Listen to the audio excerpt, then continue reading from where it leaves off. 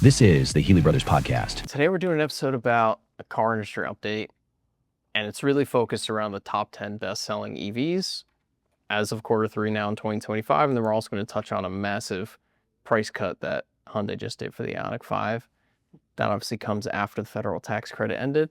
So it's myself, Nicky Paraggio, and Jason Healey. So obviously the first thing I want to dive into is the Hyundai IONIQ 5, because that's nice and quick and easy. Yeah, well, let's start with a little market update where the market's at. Obviously, in the public, You could touch on that. Yeah. So you just touched on the credit. The credit did go away. Does that mean that customers are still not getting good deals, getting discounts of cars? That is actually false. The deals actually got better at certain makes. For instance, the IONIQ, they're taking $11,000 off, or you can get 0% for 72 months. Like, what better deal? I mean, payments are in the 300s there. So, I mean, Ford's being aggressive by discounting cars, GM's being aggressive with their awesome lineup, and Cadillac's even has major incentives, giving out coupons up to $8,000 off of certain vehicles. That's more than the tax credit was. But let's touch on the market. And there's some fear in there. The media always playing. Yes, there's issues. Cars are expensive. The average selling price for the car in the United States last month cracked $50,000. That is insane. That is terrifying. That being said, there's other options. We have over 100 vehicles of $20,000. Another scary thing is the payment's about $800 a month. That's the average payment. Yeah, and then if you think about the month mortgage, if you're paying $2,000 car payment like that, the budgets are tight, and we live in that middle income class area. But there is still buying power out there. There still are options if people need new cars and transportation. It is a necessity, and also just to not scare. There's no need for fear. There's time. We're here to help you. But the OEMs are also coming out with aggressive rates, 0% or under 3% on certain vehicles. There's vehicles that are new that you can lease for $300 a month if you don't have to drive a lot. But then we also have great certified and used options for under $40,000, $30,000 that you could really have an affordable payment, get from point A to point B, and really refocus where your budget needs to be, where it's your family, taking care of your kids, food, and your mortgage, which are our main ones. But the cars, there's still affordability out there. There's no need to press the gas. Oh my God, 50,000, I can't afford that. There are options out there, and the OEM is also coming out with programs to really help the consumer and working with the dealer because they know that times are a little tougher. There's a little worry out there, but at Healey, we're going to help you, support you, and help you make the right decision that fits your needs. Yeah. So I think that's just a fun thing to get out there. And EV and that tax credit going away, there's no need to panic that you have to. The deals are still there, good on EVs if you want them. It is. Now, is that 11,000 on 2025 IONIQ 5? Yeah, yes. So that makes sense then, because it's for the 2026 IONIQ 5s, they just adjusted the base price. Yeah. So there are $9,800 cheaper, and that's the base price coming in for the 2026 models. You can get an IONIQ 5 under 40,000. It's 36,600 to be exact. And I think you're going to see that across the board. Obviously, with Kia is going to adjust some prices. I think GM and Ford are going to adjust some prices. Also, OEMs are going to refocus a little bit on the ICE because that's the bread and butter. That's where they can make a little more margin, and they're still Stellantis, they're still bring efficient. back V8s. Yeah, and yes, Stellantis. But every OEM is understanding where the consumer is on the new side.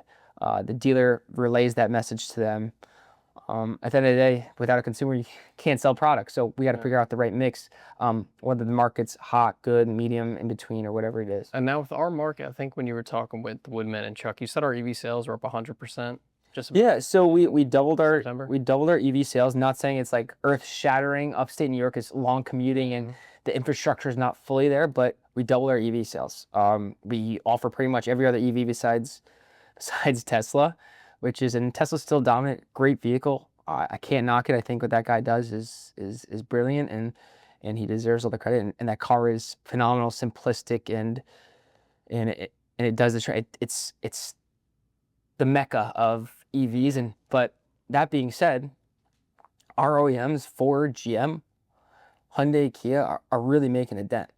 So that's the next thing to touch on is the top 10 selling, and we sell 5 out of the top 10, right? So obviously number 1 and 2 are a given, the Model Y and Model 3, right? And like you said, they're the mecca of the electric car industry. But the biggest thing to touch on with that is comparing Q3 of 2024 to 2025, Model Y sales were down, 23%?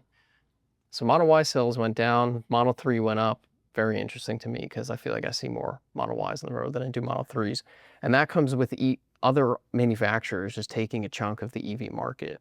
And the biggest one for us is the Equinox EV. That's number Yeah. 3 as of quarter 3 of 2025. I mean, GM Best-selling. just as a whole, as a company, is taking a lot of market, especially from the luxury market. Like you have Cadillac growing their whole lineup, like Lyriq, IQ, the Escalade IQ. I just pick up a Vistic for my wife. She absolutely loves it. And then you have the battery strength in some of these OEMs like Ford and GM. Battery strength is beating Tesla's for length. So, I mean, what the Silverado EV did, just about 500. 500 miles on. Yeah. That's absolutely insane. Just a little story. I had dropped off IQ. Drives a Tesla. She loves her Tesla, but she's like, I need change. I don't have enough battery life. She owns a business, drives back and forth down the shore and stuff like that.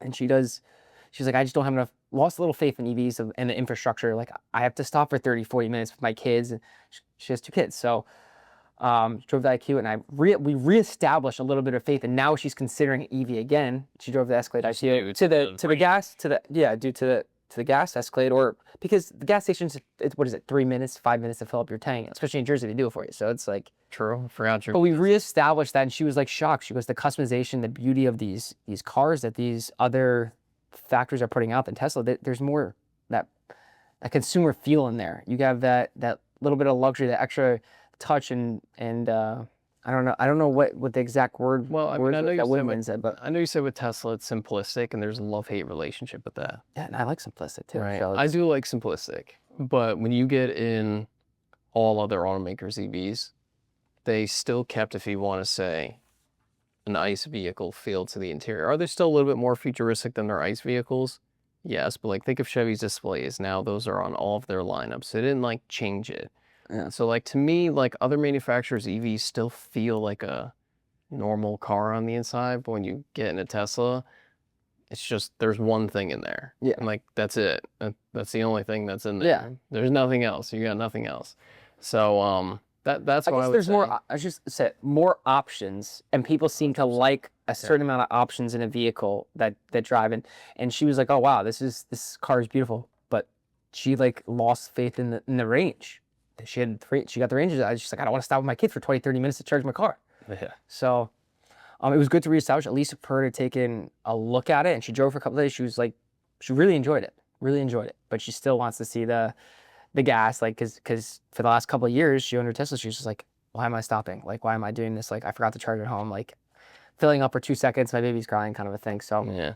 The only thing I like about charging as opposed to putting gas in the car is the wintertime.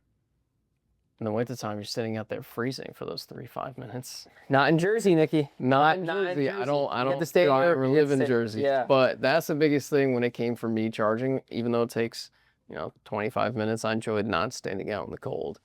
So the charging stopping isn't a big thing for me. I really don't mind that. Plug it in at home, you remember, and all that Yeah, stuff. I really don't mind it too much. But back to the And once you get it down, you kind of know where the fast chargers are and all that yeah, stuff. I got one like, right by my house, and there's a bunch. you go there on odd hour. You go there on odd hours, knock it out. For me, it's not a big deal because think of me driving. Really, it's from Poughkeepsie to Middletown, right?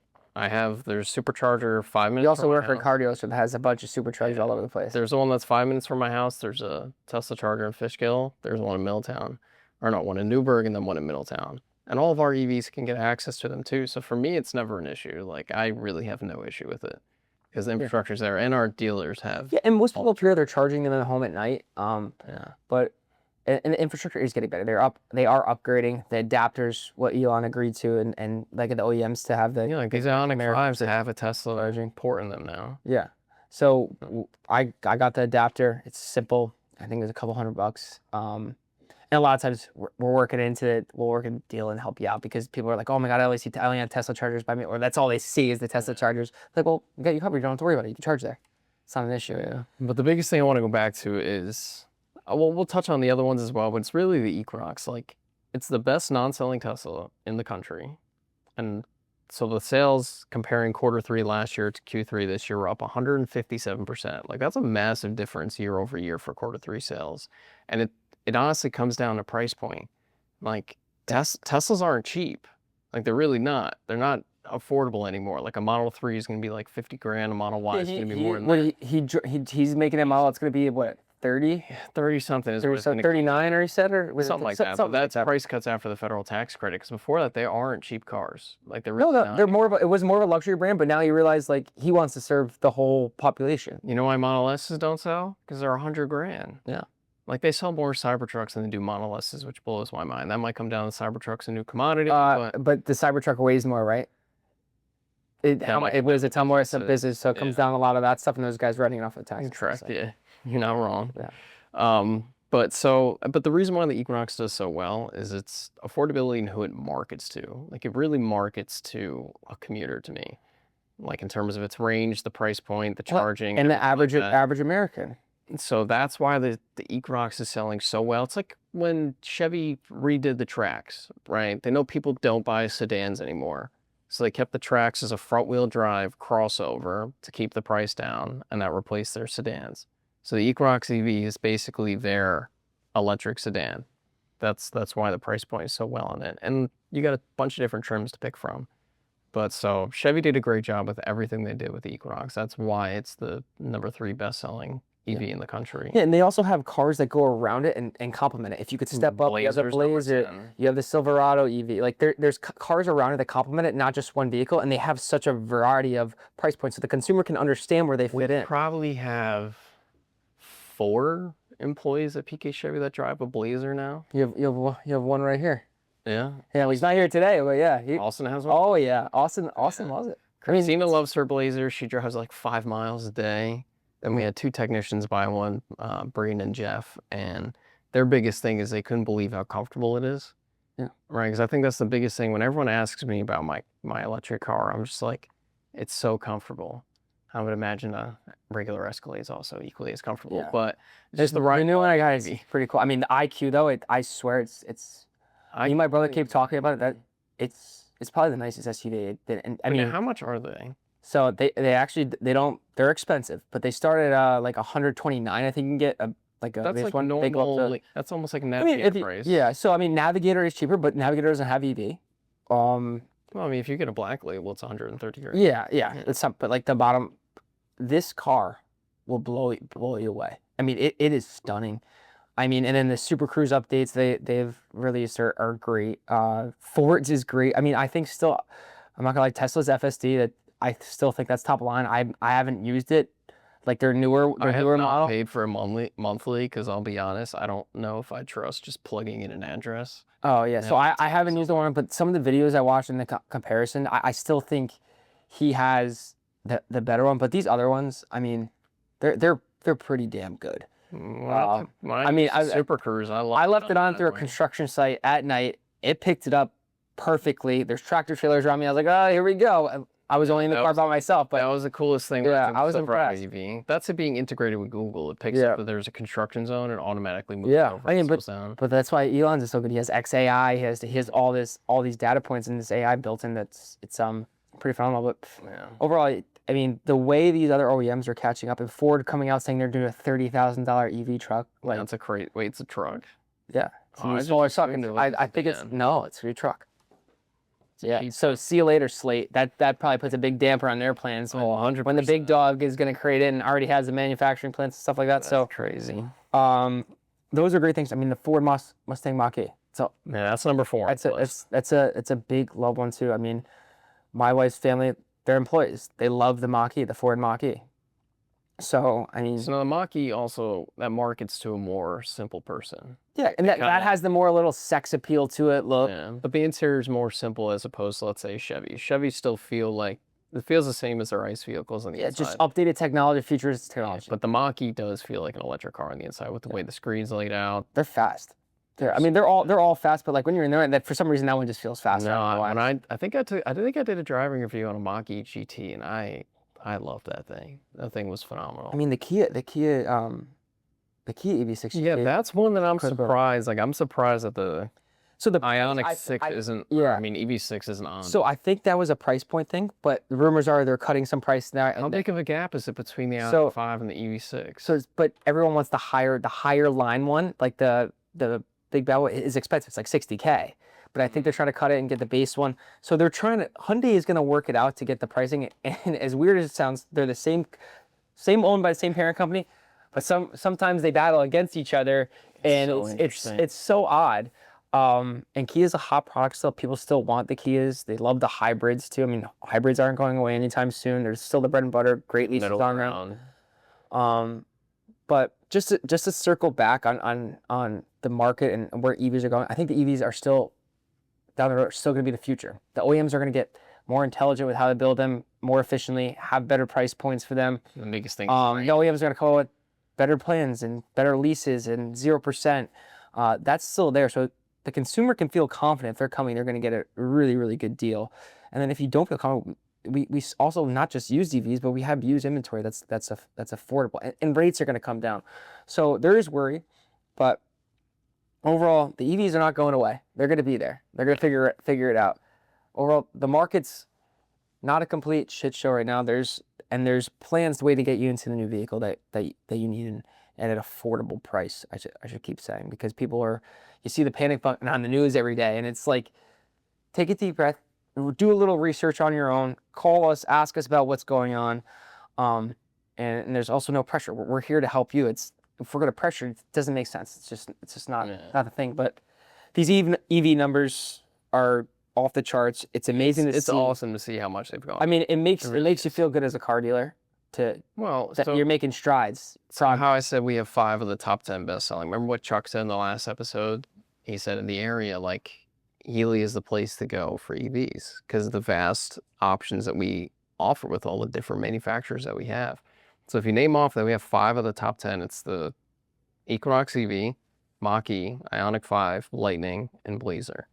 Those are 5 of the top 10 best-selling, and we sell them all. Yeah. Right? So if you want to test drive them, obviously we can't, move new inventory to different stores, but like used inventory, we could bounce around. If you know something, maybe something happens. Maybe, but yeah. Or if we ever get one of those EV events together where it's allowed by like the other dealers and stuff. You can bring 5 out of the top 10. Yeah. But I mean, my favorite on the list is obviously I love the Blazer, but ever since we had our IONIQ 5 work car, I do like the IONIQ 5 a lot. I hate to tell you, I know this is luxury and not there, but those Cadillac EVs blow me away. I can't stop. The only reason they're not on this list, I literally take them down to my friends in Jersey because I was like, just drive it. And they are blown away like by the feel, the look. I mean, I think that Vistic EV is a Range Rover killer. I think Range Rover, and you're starting to see them in North Jersey, you kind of get a feel in North Jersey because that's like Range Rover capital of the world. I swear to God, like every Jersey mother I've drove. It's Range Rover. It's Range Rover City, and you're slowly starting to see these IQs, these Vistics, and I think the way that the deals you're getting with them for the price and the feel and the warranty, and then also GM product is vastly made better than Land Rover. I mean, it's not even a comparison. Yeah, Land Rover's got the right shit. And also, if you don't know, like Range Rover, like they had a deal with Ford back today. Their technology is always slightly behind than some of these other ones. So, and then like $10,000 headlights. Yeah. So, it's these cars that some of these OEMs make. Besides Tesla, they've caught up. They're surpassing the wow factor of consumers. And they are trying their best to show them that this is the future, and obviously it's still hybrids and ICE, they're still the bread and butter, but they're coming. Payments are great. It's a bright future for these brands, and I think the consumer is really gonna really at the end of the day be happy about what's going on. Now they have options, they have choices. Thank you for tuning in. Don't forget to like, comment, hit that subscribe button, and follow us at Healey Brothers on all social platforms.